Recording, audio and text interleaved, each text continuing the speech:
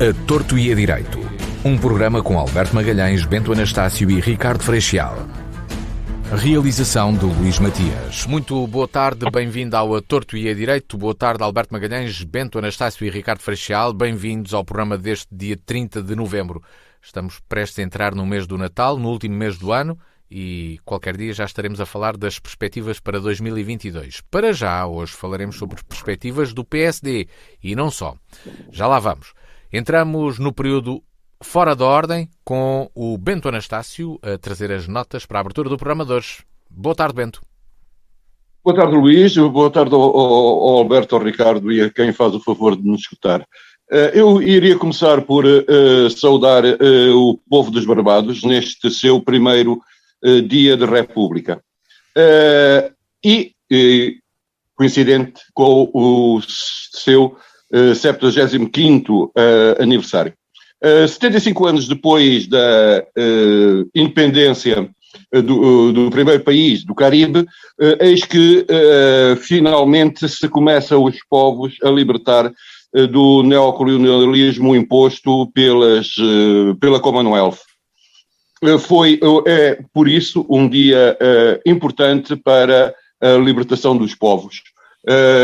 Apesar de independentes, como sabe, os países da Commonwealth têm por soberana a sua majestade, mas todo o problema fosse esse, coitada da senhora, que já cá estava antes do início da humanidade, ocorre que os direitos e os deveres dos países da Commonwealth não é igual para todos, e se para a Austrália ou para o Canadá é apenas um proforma, para estes países não o eram, tendo inclusive um governador geral imposto por Londres. Portanto, fica aqui a minha saudação ao povo dos Barbados, a saudar mais uma república constitucional sobre este planeta. No que diz respeito a coisas cá da terra, temos uma marcelice do costume. Ou seja, a Sua Excelência, o Presidente da República, no uso pleno dos seus deveres, mas não da coragem que deveria ter quem tem um cargo destes, vetou a lei da eutanásia. Deveria Sua Excelência ter tido a coragem de dizer: eu não voto porque sou contra esta porra. Mas não. Inventou, como da outra vez, meia dúzia de coisas. Mas da outra vez o Tribunal deu-lhe razão. Foi da outra vez. A questão da outra vez era onde eu ia. O Tribunal Constitucional levantou algumas questões, não declarou... bem levantadas. Não declarou inconstitucional o diploma, mas levantou questões que deveriam ser bem analisadas e que ficassem bem explícitas para que não haja depois de respeito pela lei e pelas pessoas. Eu sou, como sabem, defensor da eutanásia, mas com um princípio base, que é ser ou seja, ser pedida pela pessoa no uso pleno das suas faculdades mentais. Ora, o Presidente da República fez como qualquer advogado zeco de meia tigela, que quer especificações. Só lhe faltou pedir a lista das doenças a que os cidadãos teriam que ter para poderem usar dos serviços públicos de saúde para o ajudarem a morrer. Ora, parece-me completamente descabido, parece-me completamente irracional e, sobretudo, cobarde. Esta atitude do Presidente da República era cobarde, é cobarde, diria, e poderia eu ter feito, e aí tirar-lhe o chapéu se dissesse: eu não quero esta lei, eu veto esta lei, e se a quiserem arranjem a maioria qualificada para a fazer passar. Dizer que é mais uma marcelice, porque este Presidente da República serve para selfies, para se meter onde não deve, serve para fazer show, não serve para ser Presidente da República, porque de facto, e passe a expressão, não os tem no sítio para o poder ser. Passamos ao Ricardo Freixal. Boa tarde, Ricardo, bem-vindo. Que notas para a abertura do programa de hoje, neste período fora da ordem? Fora de ordem estamos nós sempre bem. Ainda bem. Mas é uma fora de ordem consentida. E, bom, boa tarde, Luís Matias, boa tarde, Alberto Magalhães, Bento Anastácio, aos nossos ouvintes também. Eu não vou pronunciar-me acerca dos temas que o Bento Anastácio trouxe porque não vinha preparado. Não vinha preparado para esta temática. A nota é minha, não é tua. Não vinha preparado para esta Você não tem nada que se pronunciar sobre os temas que ele trouxe. Nada, mas tem que dizer os seus. Tem que dizer os seus. Desculpe lá.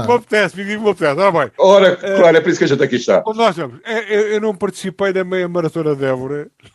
Deliberadamente não participei. Mas fui incomodado pela meia maratona de Évora. Enquanto cidadão, não participante. A segunda nota. Se pensavam que eu vinha aqui falar do 25 de novembro, não, porque já falei, mas continuo a relevar o 25 de novembro como a data que permitiu que alguns dos ideais do 25 de abril fossem consumados e que nós pudéssemos estar aqui a falar livremente e sem estarmos aqui sujeitos a leis de uma certa minoria radical de esquerda que nos quis impor à pala do 25 de Abril umas normas pseudo-democráticas com o 25 de Novembro, com as quais o 25 de Novembro acabou. 30 de novembro. Ora bem, 30 de novembro são vésperas do 1º de dezembro e para todos nós que estudamos e para todos nós e vou pôr de parte a questão dos conjurados e a questão da nossa independência face à Espanha, ou da independência, ou da libertação de Espanha deste bocado aqui que é Portugal, não vou pôr essa questão nobremente e com respeito pela nossa independência face à Espanha e da nossa posição face à Ibéria, o ideal de Ibéria. Vou aqui relevar a minha condição e a condição de estudantes que todos nós fomos. E lembro-me aqui dos meus colegas do Liceu Nacional de Évora que, quando entrávamos no dia 1 de outubro, começávamos as aulas a 4 ou 5 de outubro, começávamos a preparar para as competições desportivas, e isto depois vamos falar disto no tema que o Bento propôs, para as competições desportivas que a nível escolar se passavam, entrávamos no novo ano letivo, e aqueles que eram da Tuna, preparávamos na Tuna, bons tocavam mais muito bem, tocavam mais mal, faziam parte também, mas faziam parte do ideal. O ideal que culminava no 30 de novembro com o quê? Com os alunos do Liceu Nacional de Évora, e esta é a nossa experiência do Liceu Nacional de Évora, a assistirem à noite, portanto logo à noite ao ensaio geral da récita, e que depois ia cada um para as suas ceias conviver, comemorar não sei o quê, beber copos, mas conviver de uma forma salutar. Passávamos a noite e depois íamos assistir e participávamos, aqueles que eram da Tuna, na alvorada da Tuna. Participávamos no 1º de dezembro na tarde esportiva, jogavam os atuais contra os antigos, no basquete, no futebol, no handball principalmente. E depois à noite era a récita de gala. Ou seja, era um espírito que nos unia. Não quero dizer que seja o melhor espírito, não, era o espírito que nos unia, é o espírito que continua a unir-nos a nós, hoje em dia, passados que foram muitos anos depois do Liceu Nacional de Évora e destas comemorações e destes tempos vividos. Portanto, a todos os meus colegas, a todos aqueles que infelizmente já não estão connosco, um grande abraço e que o espírito do LNE e da nossa juventude transversal, naturalmente a todos aqueles que foram nossos contemporâneos, prevaleça para além de todas as contingências da vida. Obrigado, Ricardo. Hoje à noite a Tuna do Liceu continuará a fazer uma festa com os seus membros e membros anteriores. Onde é que é a ceia? Onde é que é a ceia? Não sei, mas julgo que o ponto de encontro estará na escola André de Gouveia, o local que herdou o Liceu. Sim, que era o Liceu. Alberto, boa tarde, bem-vindo. Nota para a abertura neste período fora de ordem do A Torto e Direito. Boa tarde, companheiros. Boa tarde, senhores ouvintes. A minha nota principal tem a ver com um aspecto pessoal. Não me cita tanto como citou o Marcelo Rebelo de Sousa ao amigo Bento, que lhe chamou cobarde. Outras coisas, essas enojam-me. O Marcelo só tem um problema, Bento. É que muita gente votou nele. Não, estou a dizer o contrário. Não tira legitimidade. Não lhe tira legitimidade nenhuma. Portanto, a tua opinião conta pouco face à esmagadora situação nele. É o que nos une, é a nossa opinião, não está rigorosamente Beto, isto é democracia. A democracia é isto. Exatamente. O assunto pessoal que trago aqui foi a minha vacinação, o meu reforço, a minha terceira dose. Recebi um SMS simpático à 00:43 do dia 17 de novembro a pedir-me para eu dizer sim ou não se queria ser vacinado. E tinha até esse próprio dia para dizer se sim ou não. Claro, eu só vi o SMS no dia a seguir à 13h e ainda tive tempo, ainda fui a tempo de dizer que sim. Na véspera da vacinação, que foi no dia 25 de novembro, já aqui destacado o dia, já aqui destacado a data, já aqui destacada pelo Ricardo, não vou voltar a isso. Parece que continua a ser triste. Mas na véspera eu recebi outro SMS à 1h52 da madrugada a dizer o seguinte: não se esqueça, a vacinação amanhã, 25 de novembro, às 18h56. Ora, eu, como sou pontual, e já ouvi várias pessoas na outra fase da vacinação queixar-se, vários enfermeiros queixarem-se que os idosos iam para lá muito cedo. E ainda ontem ouvi uma senhora de Lisboa, da Proteção Civil, queixar-se do mesmo, que as pessoas iam antes da hora para a bicha e por isso é que havia bichas. Para a fila. Bicha. Eu gosto de dizer bicha. No meu tempo era bicha. E, portanto, desculpem-me os brasileiros, eu gosto de ir para a bicha. Dizer eu. Agora perdi-me. Sim. Como sou respeitador, estive lá 10 minutos antes. Era um quarto para as 7 da tarde. Fui recebido por uma menina muito simpática que, habituada a lidar com idosos, me tratou por amor, e eu fiquei-lhe muito agradecido.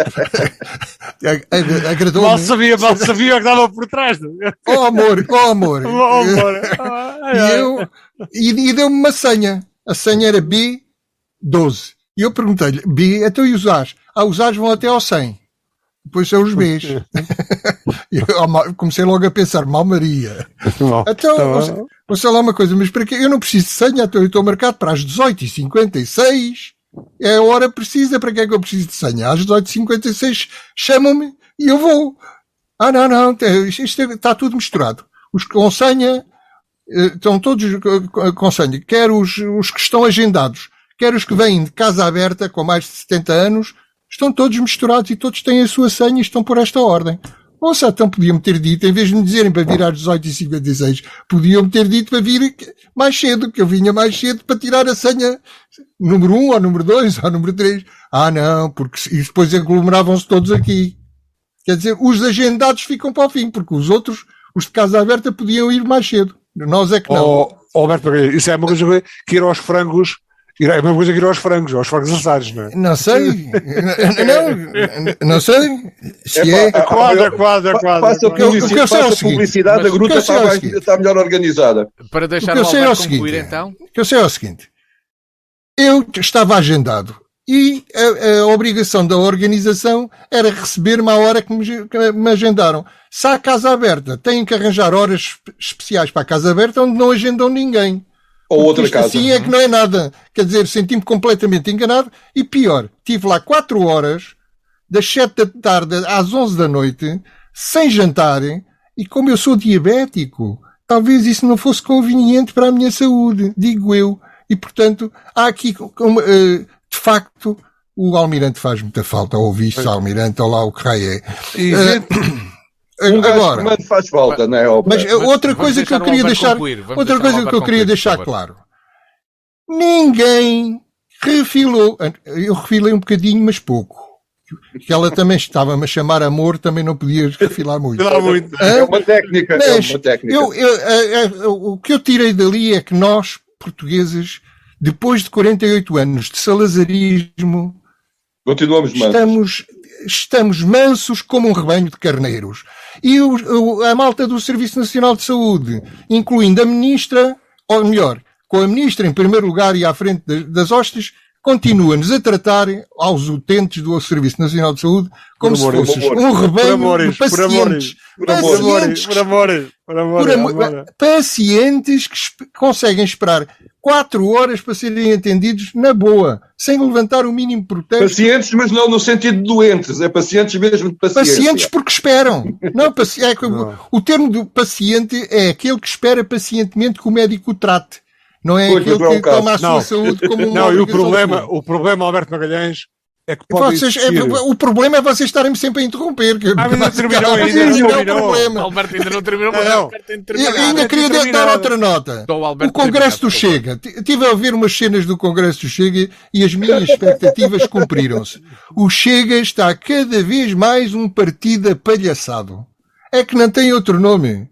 Aquela cena do André Ventura se ajoelhar no palco e fazer assim um gesto, uma saudação nazi, mas a navegar desde oeste para leste, como se estivesse a abarcar o horizonte todo, era mesmo para a fotografia. Eu não sei se algum jornal aproveitou aquela cena para dizer mais uma vez que o André Ventura fez uma saudação nazi.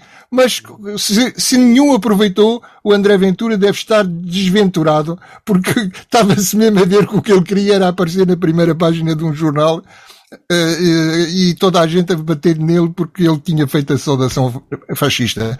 Uma palhaçada autêntica aquele Congresso. Assim não vão longe, não vão chegar ao governo de Portugal. Só para avisá-los. Eu só estou a avisá-los. Se continuam assim, não chego ao lado nenhum. Alberto Magalhães, independentemente da saudação nazi ou não, ajoelhar está na moda. Até o Jorge Jesus ajoelha. Já se ajoelham todos. Mas quem não é pouco. Quem impôs a moda foi o Ventura. Quem impôs a moda foi o Ventura. Vamos ao Congresso de Évora. Foi no Congresso de Évora. Alberto, acho que foi um gajo qualquer num jogo no célebre Porto Benfica. Ajoelhar, uma coisa assim. Foi ajoelhar, já foi anterior. O ajoelhar não é de logo. O Ventura faz isso porque é apariguado da agremiação e vai ver o Jesus ajoelhar e ajoelha também, não é? Ou vice-versa. Vamos entrar no tema da agenda do programa de hoje. Falamos sobre as eleições no PSD e, concretamente, a vitória de Rui Rio, que ganhou pela terceira vez umas eleições para o cargo de presidente dos sociais-democratas. Rui Rio disse que esta foi uma vitória dos militantes dos militantes de base. Há quem diga que a estrutura do partido perdeu. Também no distrito de Évora, Rui Rio venceu, foi o mais votado entre todos os militantes sociais-democratas no distrito. Pergunto-vos, está o PSD mais forte ou mais fraco para as legislativas que aí estão à porta, com o Rui Rio a liderar, quando tantos diziam que devia haver uma mudança e entrar Paulo Rangel? Vamos à opinião do Bento Anastácio. Bento, o que dizes tu? Eu, como os ouvintes sabem, estou bem nas tintas para as questões internas do PD-PSD. E há mais ao Rangel, se vai em transportadora própria, se vai na TAP, por onde é que ele vai de volta a Bruxelas, porque uma coisa é certa, ele para Bruxelas volta, vá-se lá saber porquê, mas eu acho que o salário convence a voltar a muitas coisas. Mas agora, falando a sério, o que mostram estas eleições é... O que separa efetivamente as direções partidárias, os aparelhos partidários da realidade do país. Este é o caso, este é o exemplo da falta de relação entre a estrutura, entre o aparelho, entre quem manda barões e baronetes do PSD e o PSD das pessoas normais que votam apenas e só. Dizer que também houve muita gente que ficou em casa, apesar da importância, diziam eles, deste ato eleitoral para o PSD. O que é facto é que, mais uma vez, se nota que as estruturas dos partidos estão fora da realidade do que é o próprio país. Ou seja, uma coisa é nós, povo que por aqui andamos, e o que pensamos, e o que nos desperta ou não motivação para ir aqui para votar no António ou no Manuel, é absolutamente diferente do que acha as estruturas dos partidos. E isto, se calhar, é uma das justificações para, no dia de São Eleições, mais de metade da rapaziada não pôr lá os pés. Porque há um completo divórcio entre o que é a vida real do país e o que é a vida de quem vive nas suas gaiolas de ouro, nos seus gabinetes, e que pensa que pode decidir sobre o que quiser e bem lhe apetecer. Eu penso que estas eleições do PSD são um alerta para os staffs dos partidos, para que comecem de uma vez por todas, primeiro, a tentarem perceber o que é que motiva os seus a irem ou não às urnas, escolherem entre um e outro tipo, um e outro perfil de dirigentes, e depois tentarem que o país perceba isto. Peço desculpa. Ora, no essencial é isto, para mim mostra a diferença abismal entre a realidade do país, ou a realidade que as pessoas vivem, e o sítio onde moram os senhores que nos governam. Não vou entrar naquela questão de quem queria ser cabeça de lista ou não queria ser cabeça de lista, quem é que sempre viveu ou não viveu trabalhando e prestando contas aos líderes das distritais, etc., que escolhem os candidatos ao Parlamento, uma parte, já que outra parte é da responsabilidade da direção, ou, no caso do PSD, é da responsabilidade do próprio Presidente. Ficámos com o som do Bento Anastácio, ele desligou o próprio microfone. Está a chegar à altura dele. É uma autocrítica. Agora ficámos sem imagem. É uma instituição de autocrítica. Para quem nos vê também, deixamos a imagem do Bento. As coisas do direto. Dizer que essas coisas da democracia e as realidades dos países não é exclusivo do PSD.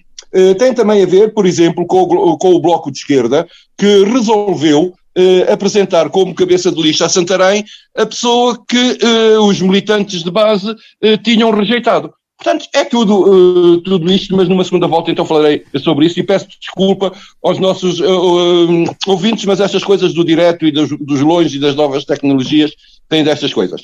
Ricardo Freixal, com estas eleições no PSD, será que os sociais-democratas estão mais fortes ou mais fracos para as próximas eleições legislativas? Bom, Rui Rio como candidato a primeiro-ministro.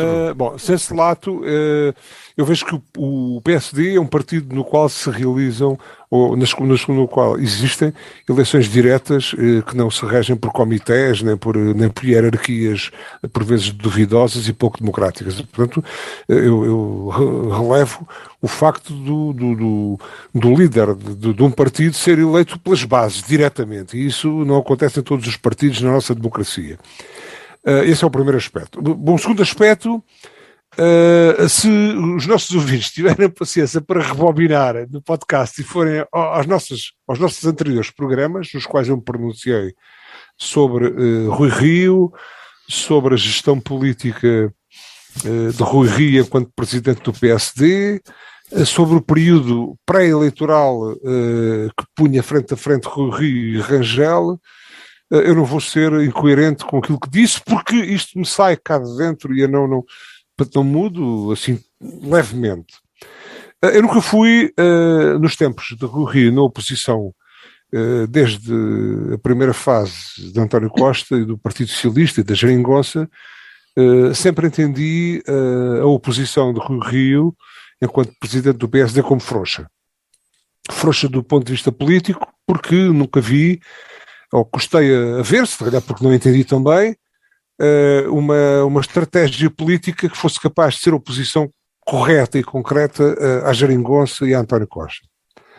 Depois, no período pré-eleitoral dentro do PSD, discutimos aqui essa hipótese, E eu disse, atenção, no meio de toda esta oportunidade e toda esta partidocracia cujos elementos mais ativos vão à procura estrategicamente dos momentos que podem ser fracos para a governação e para o Estado e aproveitam para beneficiar as suas agendas próprias, eu disse, atenção, eu neste momento aqui, se calhar, sou capaz de ver em Rui Rio algum sentido de Estado, partindo do princípio que os interesses de Estado estão acima dos interesses dos partidos e dão acima dos interesses das agendas pessoais dos membros desses partidos. E disse, atenção, o Rui Rio está aqui a demonstrar qualquer coisa que pode ser interessante.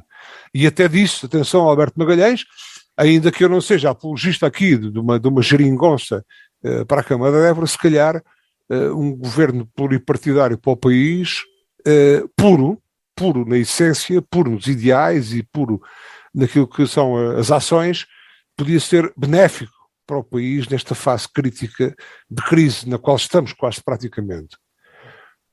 Acontecem as eleições. O Rui Rio é eleito.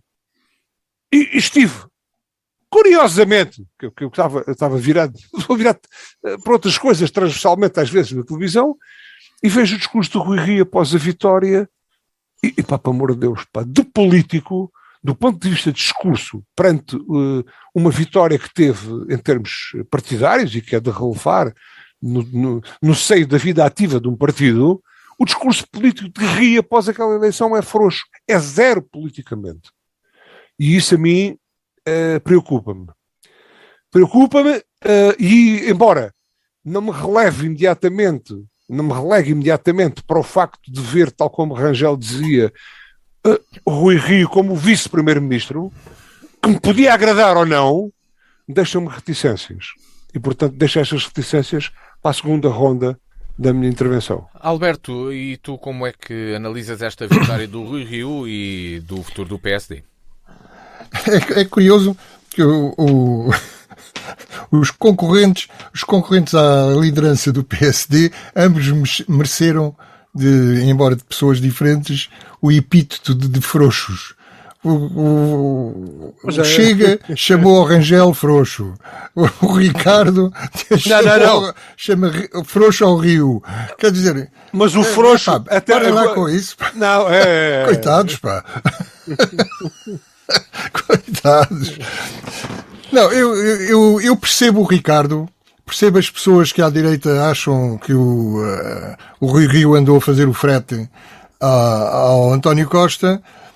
O que me parece é que, ao contrário do que as pessoas pensam, o Rui Rio não está a ser frouxo, está a ser esperto. Eu, por exemplo, critiquei muito o Rui Rio quando ele fez a proposta de acabar com os debates quinzenais, mas pensando agora, friamente, sem citações, na coisa, e pensando que o Rui Rio ganhou as eleições recusando-se a debater com o Paulo Rangel, eu diria que o Rui Rio foi esperto. Isto é, ao acabar com os debates quinzenais na Assembleia da República, tirou o palco a António Costa, que geralmente ganhava esses debates de 15 em 15 dias. E o Rui Rio achou que se calhar não estava à altura discursiva. É como o Fernando Santos. Não ganha, mas também não perde. Ora bem, é mais ou menos sim, pode-se... Mas o que é não ganha, mas também não perde, exatamente. Bom, eu começaria então por dizer aquilo que trazia para dizer, que é, eu dividi isto em duas partes. Porquê e como, a primeira parte, e depois consequências da vitória de Rio. Como é que Rio ganhou? Bom, as sondagens ajudaram, penso eu. As sondagens ajudaram porque aquela sondagem 2 dias ou 3 antes que lhe diziam que as pessoas em Portugal votariam mais em Rio do que em Rangel, tiveram com certeza influência na votação de muitos militantes. Depois Rangel cometeu um erro, partiu em posição de destaque, parecia que ia ganhar facilmente, tinha o aparelho por seu lado, mas penso eu que cometeu um erro, que foi propor um objetivo que toda a gente viu ser irrealista, que era ganhar com a maioria absoluta. Quer dizer, o PSD neste momento, para ganhar com a maioria absoluta, ainda tem que comer muito pão, não é? Ou ganhar muitos votos, muitos eleitores. E isso em 2 meses seria muito difícil. Tanto mais que o Rangel é muito conhecido por nós, é conhecido pelas pessoas que veem os canais de informação e que veem os debates e os programas de debate, mas do povo, digamos assim, do povo, Rangel é praticamente desconhecido. Tem muito menos notoriedade que o Rui Rio, que além de ter sido presidente da Câmara do Porto, há 4 anos que está, ou mais, há 4 anos que está na presidência do PSD, que aparece como líder da oposição quase todos os dias na televisão. Depois, Rui Rio, agora pela positiva, Rui Rio tem uma costela que se está a evidenciar, que talvez seja um dos segredos dele, tem uma costela de populista sincero. Se vocês repararem, é difícil não gostarem do estilo sincero do Rui Rio, que às vezes até parece ingênuo, não é? Viram aquela cena em quando ele é informado que o Rangel tinha sido recebido pelo Marcelo Rebelo de Sousa, pelo Presidente da República em Belém. A fraqueza dele, e como, e recebeu, e para quê? Qual foi a razão? Este é desarmante, esta sinceridade, esta ingenuidade é desarmante. E o lado populista dele também é desarmante, não é? Nós, o povo honesto, contra os condes e barões, e contra condes barões, contra passistas, é capaz de dar de resultado também em muitas bases do PSD. Os passistas iam servir-se do Rangel para voltarem ao poder. O Marcelo deu uma ajuda ao convidar o Rangel. O Moedas também ajudou ao convidar o Rangel para jantar. O professor Cavaco escreveu um artigo. O Cavaco Silva também escreveu um artigo que também é capaz de ter ajudado, quer dizer, a transformar o Rui Rio, de facto, numa vítima dos poderes e dos baronatos, etc. Portanto, Rui Rio será o presidente do PSD, quer ganha, quer perca. Ele tem, aliás, inteligentemente também fez isso, arranjou 2 estratégias, uma estratégia que dá para as 2 coisas. Se ele ganhar, muito bem. Já encostou o António Costa às cordas ao dizer-lhe que o PS tem a obrigação de suportar um governo do PSD, para o PSD não depender do Chega. Se perder, também não tem que se demitir, porque ele já disse que a estratégia de se perder é apoiar, ou pelo menos sustentar, um governo do PS. Portanto, depois, quanto ao resto das consequências, eu digo na segunda volta, que é para não estar... Bento Anastácio, e aqui localmente será Sónia Ramos a candidata do PSD para recuperar o lugar de deputado que os sociais-democratas perderam no distrito nas últimas legislativas? Deputado não, deputada. Neste caso, o lugar mas aí recuperar um lugar para deputado, assim. Acabou de violar uma regra. Nada, portuguesas e portugueses.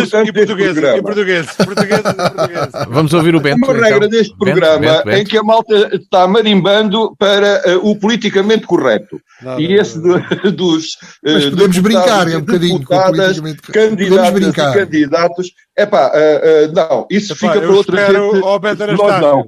Espero que não haja confusões aqui entre a minha interjeição no discurso do Alberto Magalhães entre o Bicha e a Fila, que se queria dizer... Não, isso há sequência de pessoas, não é? Há problema deles. Há sequência de pessoas no espaço. Só te estou a ver, Bento, só te estou a ver do bigode para baixo, pá. Assim já está completo. Vamos ouvir o Bento Anastácio, então. Eu diria, não me parece que o nome da candidata ou do candidato, a ver se será, já que, segundo eu sei, ou pelo menos era assim, eu já não leio alterações às coisas do PPD há muitos anos. A escolha dos cabeças de lista é da pura responsabilidade, ou do poder, ou da lavra do presidente do partido. Portanto, o facto o que não quer dizer que ele vá alterar alguma coisa, como democraticamente fez a Mas ela chefe é presidente da Comissão Política Distrital dos Sociais-Democratas Sim, e era apoiante sim. do Rui Rio, não é? Rangel. Não, ela do Rui Rio, ela é apoiante do Rui Rio. Sim, sim. Então, Julguei que era do Rangel. Rangel. Julguei que era do Rangel. Não, Também do eu, mas Rui não Rio, sei, isto também não é coisa que por aí fora. Eu penso que em círculos eleitorais do tamanho do nosso, e para nosso mal, o nome do candidato, ou do primeiro candidato, ou do segundo, às listas para a Assembleia da República, tanto se nos dá como se nos deu.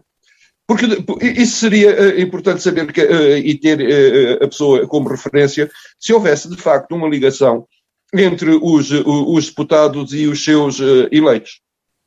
Tanto pode ser ela como um indivíduo qualquer que venha de Sobral de Montagraça, ou de Freixo de Espada à Cinta, ou de Sobral de Espingarda ou onde, de Lisboa ou do Porto. Não, Beto Anastácio, isso não é assim a todos os partidos. Não, mas não é assim a todos os partidos, dão lá atenção, isto não é assim a todos os partidos. Estou a dizer que é uma das... Ou em todas as coligações. Legalmente o presidente do PSD, segundo eu sei, não sei se pode fazer, antigamente fazia. O democrático é a estrutura local...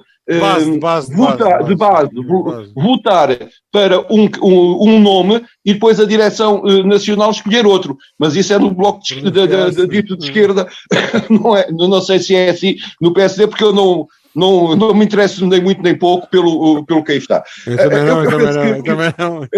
Para concluir então, Bento. Acho que o Bento também tem uma costela de populismo, sincero. Temos de deixar o Bento concluir. Obviamente, isto não sei. Ora bem, o que me parece é que o que será importante será a dinâmica nacional.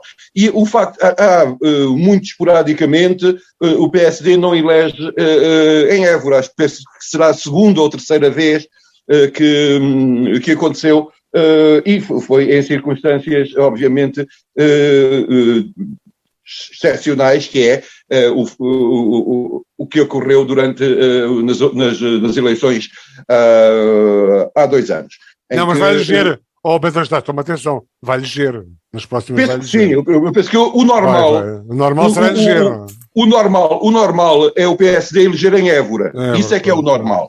O não eleger não é normal. E se tivessem eleito, tinha sido um descanso para os ouvintes da Diana que não tinham que levar connosco. Mas isso...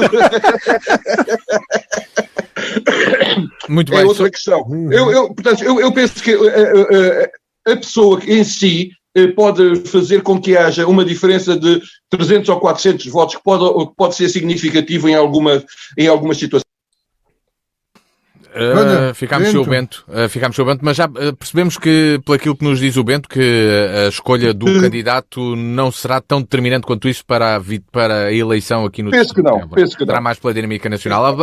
Ricardo Farachial, e na sua visão sobre este assunto, que acha que pode fazer o PSD de Évora e que resultados é que pode ter? Pode recuperar esse lugar que perdeu, e o Alentejo, que não tem nenhum deputado social-democrata na Assembleia da República? Vamos lá ver, eu já manifestei aqui, quando foi das eleições autárquicas, que o resultado que o PSD obteve das eleições autárquicas vai muito para além do seu líder e da sua representatividade eventual expressa nos votos nessas eleições. É uma questão conjuntural e tem que ver com aquilo que há. Há aqui, ao contrário daquilo que o Alberto Magalhães disse, eu penso que há aqui 10 ou 12% do eleitorado que faz, de uma vez ou outra, mudar a vitória nas eleições, eventualmente para maiorias absolutas, quer do PS, quer do PSD. Porque há aqui eleitorado que é volátil. E isto é uma análise que eu tenho tirado, mais ou menos pessoal, ao longo dos tempos e desde há muito tempo para cá. Há aqui volatilidade em 10 ou 15% do eleitorado que tanto vota PS como vota PSD e pode fazer mudar completamente o figurino do panorama como resultado das eleições. Ao contrário daquilo que o Bento diz também, atenção, eu não sou um expert em política e muito menos conheço os meandros do PSD ou de qualquer outro partido. Mas acho, ao contrário do que o Bento Anastácio diz, que, pese embora esta conjuntura, há um peso importante da personalidade que é escolhida para ser proposta como eleito para o Parlamento. E, portanto, independentemente de Rio ou não, e sem pôr em causa aqui as personalidades, seja a senhora Dona, lembra-me lá o nome, desculpe. Sónia? A Sónia Ramos, sim. Ou Costa da Silva, ou Silva da Costa, ou Costa do Diabo, ou Diabo da Costa, qualquer um deles. É importante a personalidade. Portanto, independentemente da conjuntura, que pode ser favorável neste momento à eleição de um deputado, entre aspas, eu penso que a escolha da personalidade é importante também, e portanto há que haver atenção a esses aspectos. Agora, naturalmente que nesta forma de fazer política assente nos partidos, isto não poderá andar muito longe da vida política interna de cada um destes partidos, neste caso concreto do PSD. Naturalmente que isto passa, sei lá, para aquela coisa das conselherias e das distritais e da representatividade dentro do partido e da malta, com todo o respeito, que é sócia e que não é sócia e que paga as cotas e que não paga as cotas, ou seja, ainda que venha de cima para baixo, mas é importante que, até no apoio, que é importante que as bases apoiem, é importante que a figura seja consensual, consensual dentro do quadrante, e portanto eu penso que a escolha do candidato localmente é importante também. Bom, a não ser que nos imponham uma figura, e eu recordo-me, por exemplo, sei lá, houve uma altura na qual o professor Pedro Lins foi eleito por Évora. Mas é um candidato que é transversal e que vai muito para além, que não se sente fora da região, porque é um alentejano também, se calhar não estará no círculo de Évora, mas andará aqui mesmo no limite, mas que era consensual, com todo o respeito para o professor, a quem eu envio um abraço e de que sou amigo. Mas tem que haver alguém, ou que venha de cima para baixo e que seja consensual, ou então que de baixo para cima se apresente e que reúna algum consenso capaz de, naturalmente, consumar na eleição aquilo que é a tendência conjuntural da eleição normal de um deputado PSD por Évora. Não? Obrigado, Ricardo. Isto são opiniões meramente pessoais, que não têm nada a ver com a vida interna do partido, naturalmente. Não é? As opiniões, estas aqui são as opiniões de cada um, precisamente pessoais. Alberto Magalhães, na tua leitura sobre esta questão mais local, para fecharmos não este tenho assunto. nenhuma leitura, não estou informado o suficiente para ter uma leitura. Deixa-me lá continuar com aquilo que estava a dizer sobre as consequências, que acho que posso ser mais interessante nisso do que a avaliar as hipóteses da doutora Sónia ser eleita pelo distrito de Évora. Eu acho que o Rio será um presidente, como eu disse, teve a inteligência de delinear uma estratégia em que pode ficar como presidente do partido, quer ganhe, quer perca as eleições legislativas. E ao contrário do que o Ventura disse logo na noite das eleições internas do PSD, António Costa não fica muito contente, com certeza, com a vitória de Rui Rio, porque vai ter mais concorrência na disputa pelo eleitorado, aquele eleitorado que o Ricardo também referiu mesmo agora, o eleitorado móvel do centro. Portanto, o Rui Rio vai disputar esse eleitorado ao António Costa como Rangel não faria. O Rui Rio vai obrigar o António Costa a medir muito bem o que é que quer fazer dos dois lados, porque para pedir o voto útil aos eleitores do PC e do Bloco de Esquerda, para ter uma maioria duradoura de esquerda, digamos assim, sem precisar do PSD, melhor dito, isso vai-lhe dificultar a atração aos eleitores do centro. E se dedicar a atrair e a satisfazer os eleitores do centro, então os eleitores habituais do PC e do Bloco de Esquerda talvez não fujam para o PS, como neste momento desejam fazer, estando zangados com os dois partidos que fizeram cair o governo. Portanto, António Costa não me parece que seja um vencedor com esta vitória do Rio, vai ter a vida mais complicada. O PCP e o Bloco de Esquerda, então, nem se põe em questão, porque sofrem a zanga dos seus eleitores e sofrem a possibilidade aberta por Rio de não serem precisos para nada. E, portanto, além de sofrerem a possibilidade do voto útil no PS. Portanto, estão encalacrados e vão ter resultados. Eu não gosto de fazer prognósticos antes do fim do jogo, mas parece-me que o PCP e o Bloco de Esquerda vão sofrer bastante nestas eleições. O PAN também vê o cargo de muleta do PS para uma maioria em perigo, porque o PS vai ficar mais longe da maioria absoluta, provavelmente com Rio, do que se fosse com Rangel. O que quer dizer que o PAN, com 2 ou 3 deputados, não lhe serve de nada para alcançar a maioria absoluta. O CDS, esse sim é um vencedor, ou melhor, o Francisco, o Chicão, é um vencedor, porque vai fingir-se de vivo numa coligação e, portanto, vai adiar a morte que já é inevitável, mas fica adiada. A Iniciativa Liberal pode ganhar ou não, conforme o Rio consiga atrair voto útil à direita, para vencer o PS e para acabar com o governo, com a governação PS. Quanto ao Chega, que eu deixei para o último, está mais ou menos na mesma posição da Iniciativa Liberal, deixa de ter concorrência no pacismo, que estava atrelado ao Rangel. Por esse lado é bom para ele, é positivo para o Chega, mas por outro lado tem concorrência na costela populista e semi-autoritária do Rui Rio, e o voto útil também pode ser tremendo para o Chega. Assim o Rui Rio consiga recolher e incentivar. Veremos qual será o mais forte destas tendências. No dia 30 de janeiro saberemos, não é? No dia 30 de janeiro saberemos. Dia 30 de janeiro saberemos. 30 de janeiro já saberemos tudo. Exatamente, ao fim do dia. Ou quase. Exato, vamos lá ver o que é que daí sai. Bem, na reta final do A Torto e a Direito, vamos ao tema do Bento Anastácio. Uma volta para finalizar o programa, tem de ser assim. Bento Anastácio, quer nos falar sobre futebol desporto versus a indústria do futebol? Pois, como não podia deixar de ser, a vergonha que aconteceu no Estádio Nacional, eu até me chatei a chamar-lhe assim ao Complexo do Jamor, mas é de facto o Estádio Nacional. Quer se queira, quer não queira, as coisas têm a sua importância e também têm o seu simbolismo. Mas sobre o simbolismo entre a Bessade e o Jamor e etc. ficará para outra opção, mas eu quero apenas e só dizer uma coisa. Nós temos uma tradição de gente de bom senso, de gente de bem, e de gente que normalmente cumpre regras. Quem não cumpre as regras e é contra as regras são gajos assim como eu, meio anarquistas, meio esquerdeiros, por aí fora.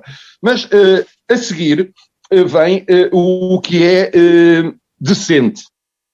E o que aconteceu naquele jogo entre a Bessada e o Sport Lisboa-Benfica foi tudo menos decente. Isto é o que se transformou um desporto que era de facto o desporto rei, é que em todo o sítio quase do planeta há meia dúzia de gaiatos de um lado e do outro a jogar a bola, a fazer com que este seja de facto uma atividade desportiva sã, como se faz no nosso país, como fizeram dois clubes de futebol, que ao verem os adversários impedidos de ter os 11 para jogar contra os 11 deles, optaram por jogar com o mesmo número de atletas que a outra equipa. Era assim uma coisa como quando nós éramos putos, estávamos todos a jogar, chegavam 9 de um lado e nós já lá estávamos 11, havia um que passava para o outro lado, nem que fosse o mais tosco, fosse o que fosse, mas a malta jogava 10 contra 10. E isso é o futebol, isso é o desporto, é o normal, é isso. Outra coisa é transformar uma coisa que é digna, decente, salutar, saudável, na pouca vergonha que é estar dependente das horários de transmissão televisiva, em que ninguém é responsável por coisa nenhuma, em que até num caso de saúde pública ninguém sabe, ninguém é responsável. A Liga de Clubes, que foi criada precisamente para gerir o desporto profissional, e nisso concordo. O futebol. Sim, o futebol profissional. Depois as outras modalidades têm a sua liga e, de facto, são uma corja de incompetentes que não fazem ideia nenhuma de como se gera um negócio. Eu sou mais dado às coisas de 5 para cada lado e bola dentro de um cesto, e ensina-me a história do basquetebol enquanto desporto e da NBA enquanto indústria do basquetebol, que para que a indústria se mantenha é necessário que o espetáculo se mantenha atrativo, ou seja, como haja algum equilíbrio entre quem joga e, no fim daquilo tudo, que seja o mais semelhante do mundo com um jogo. A NBA tem um franchising, ou seja, um negócio, o que é basquetebol, e quer que muita gente vá ao basquetebol e que se façam e que a coisa corra enquanto espetáculo desportivo. O que aconteceu foi o negar da atividade desportiva, foi a submissão mais baixa do negócio ao desporto, e depois foi a falta de vergonha. Eu não consigo entender como é que o presidente de uma das instituições maiores deste país, eu não sei quanto o número de sócios e de não sei o quê dos clubes da bola, é sempre mais uma questão de marketing e de mercados do que propriamente uma questão real, mas de facto o Sport Lisboa e Benfica é das grandes instituições deste país. Eu não sei se a seguir ao ACP não será mesmo a maior coletividade deste país. Isso, e vir o presidente do Benfica dizer que não tem nada a ver com não é perdido nem achado naquilo. Ora, eu, apesar de não ser muito da bola, sempre tive admiração e gostava de ver o Rui Costa jogar a bola. Ontem, no dia do jogo, fiquei completamente triste por ver este país ser motivo de gozo e de chapota pelo mundo inteiro por causa de uns senhores que, de facto, não fazem ideia do que andam aqui a fazer. Ricardo Freixal, o que tem a dizer sobre este assunto que nos traz o Bento Anastácio, e que foi também um tema que marcou, claro, a atualidade destes dias, aliás, de forma bastante presente, que ofuscou muito do que tudo o resto aconteceu. Ao contrário daquilo que o Bento Anastácio utilizou, os termos, a última frase dele, estou totalmente a contrário, ou seja, o Bento Anastácio, eles sabem tudo aquilo que andam a fazer. Esse é o problema. Esse é o problema, tem razão. Esse é o problema. Eu sou, tal como o Bento, eu sou hipersensível ao fenómeno desportivo, transversal às diversas modalidades, o que não são só clubes de futebol, são clubes em si.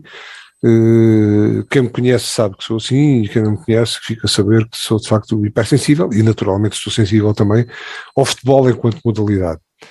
Sou do tempo no qual o Hilário era do Sporting, o Costa Pereira ou o Coluna eram do Benfica, o Eusébio já não digo porque foi controversa a vinda dele para o Benfica, o Pedro Gomes era do Sporting, e nos quais não existiam SADs. Não existia SAD de Belenenses, que é uma coisa que não existe, não é? O BSAD não existe o clube, existe só enquanto Sociedade Anónima Desportiva, não existem adeptos, não existe... Eu nunca disse Belenenses, precisamente por causa disso. Claro, não existe SAD, não existe campo, não existe espaço físico, não existem adeptos, não há identidade. E não vou alongar muito sobre aquilo que se passou, ou que se está a passar em Évora com o enorme Lusitano Ginásio Clube de Évora, por causa dessa história das SADs. Mas deixamos isso para uma análise mais profunda e para um programa, eventualmente, só dedicado a esta temática. Mas estou completamente de acordo com o Bento, ou seja, ainda bem que isto não aconteceu com nenhum dos meus clubes, independentemente de serem SADs ou não, porque de facto os intervenientes têm toda a responsabilidade nisto. Não é só a Liga, de facto que os clubes intervenientes foram chamados sine die, no momento antes de começar aquela palhaçada, foram chamados a pronunciar-se acerca do adiamento do jogo, e nenhum dos presidentes, quer da SAD, quer da agremiação Benfica, se pronunciou no sentido do adiamento. E acho isso muito grave. E agora, enquanto simples, ingênuo adepto, eu pergunto, vamos lá saber porquê. Porque é que aquela farsa durou meia parte? Porque é que não acabou no minuto 1? Porque é que vai ser homologado aquele resultado? Ou seja, isto é tudo menos aquilo que nós desejamos e queremos, e vai tudo muito para além da lesão do Palhinha. Ou seja, se o Palhinha não aparecer no domingo no Estádio da Luz é porque está lesionado. Estas coisas são outras coisas que vão muito para além do fenómeno desportivo, do futebol incluído, porque o futebol também pode ser fenómeno desportivo. E eu, muito sinceramente, sendo hipersensível e gostando muito do meu clube, e indo até às vezes ao estádio, faço um esforço tremendo para pensar que tudo aquilo que estou a ver é verdade. E, de facto, não dou o direito a nenhum destes intervenientes de atuarem da forma como atuam, desvirtuando a verdade desportiva da modalidade e brincando com aquilo que somos todos nós, que acreditamos que, de facto, no desporto pode haver virtude. E não me alongo mais. Pois já não há tempo, Alberto Magalhães, para fechar o programa. para fechar. Sinteticamente. Olha, eu não sei o que diga. O tema era futebol, desporto, indústria versus indústria. Eu devo dizer que desde que comecei a andar, até mais ou menos aos 14, 15 anos, vi praticamente todos os jogos do Belenenses quando jogava em casa. Morava perto do Restelo e ia com o meu pai ver os jogos do Belenenses. O meu pai tinha lugar cativo e eu também. E se ainda hoje fosse sócio do Belenenses, teria já com certeza um emblema cheio de brilhantes ou diamantes ou qualquer coisa assim. Mas não, aos 15 anos desfiliei-me do Belenenses porque já estava farto, sabem de quê? O pouco desportivismo que geralmente os espectadores de futebol têm. Isto é... não, mas é assim. Isto também é desportivismo e falta de desportivismo. A maior parte das crianças entrarem nos jogos de futebol. Deixem-me lá falar. Para concluir, Alberto, então. Sim. Eu, por exemplo, o que me irritava era a malta do Belenenses só via as faltas a favor do Belenenses, nunca via as faltas contra, e só chamava ladrão ao árbitro quando roubava o Belenenses e não quando beneficiava o Belenenses. Alberto Magalhães, mas isso é mais salutar. Não é salutar coisíssima nenhuma, eu nunca achei isso salutar. Acho que isso das piores instintos que os seres humanos têm, é só verem aquilo que querem ver. Mas o futebol não é racional, Alberto. Claro que não. É emocional, Claro que não. Por isso, isso é verdade, mas eu não alinho nisso. É simples. Deixei de alinhar nisso, a não ser agora os jogos da seleção. Enfim, aí já há também uma irracionalidade nacionalista, mas enfim. Tenho que me... Mas chama nomes a alguns ou não? Não. Na televisão, lá em casa. Às vezes ao árbitro, sim. Lá em casa. Mas sim, quando é descarado demais. Tá bem. Para fechar então, Alberto. Tem de ser o mais imparcial possível. O que eu quero dizer é que o desporto, o futebol, há muito tempo que deixou de ser desporto nas ligas profissionais. Nem sei se no meu tempo em que eu via jogar o Matateu e a Uca, o Vicente, na equipa do Belenenses, se ainda seria desporto. Eu penso que já estava a começar aí a deslaçar-se o desporto da indústria. Neste momento a coisa é clara, isto não é desporto. Desporto é aquilo que as pessoas fazem nos clubes, não é? Eu depois dessa altura fiz muito desporto federado e artes marciais e sempre considerei que o meu clube era aquele onde eu estava a fazer desporto. E passou a ser a norma da minha vida até ficar coxo. E portanto, o que eu tenho a dizer sobre isso. É que tenho pena que isso tenha acontecido, mas por outro lado também gosto de ver o Cristiano Ronaldo, que é um profissional e um capitão de indústria. É um capitão de indústria, não é? Bem, multimilionário e tem filhos sem mulher, sozinho e tal, dá-os a criar à mãe, à namorada, coisa. Quer dizer, tenho pena que seja assim, mas também gosto. É assim que chegamos ao final deste Torto e Direito, marcando encontro consigo para de hoje uma semana, mas recordo que pode sempre seguir-nos e ouvir-nos quando quiser no podcast da DNFM em dnfm.com, também no canal de YouTube da DNFM e no meu canal 121-124. Obrigado Bento, Alberto e Ricardo por estarem aqui esta semana e voltamos de hoje 8 dias para falar novamente a Torto e Direito de tudo o que se passa. Boa tarde.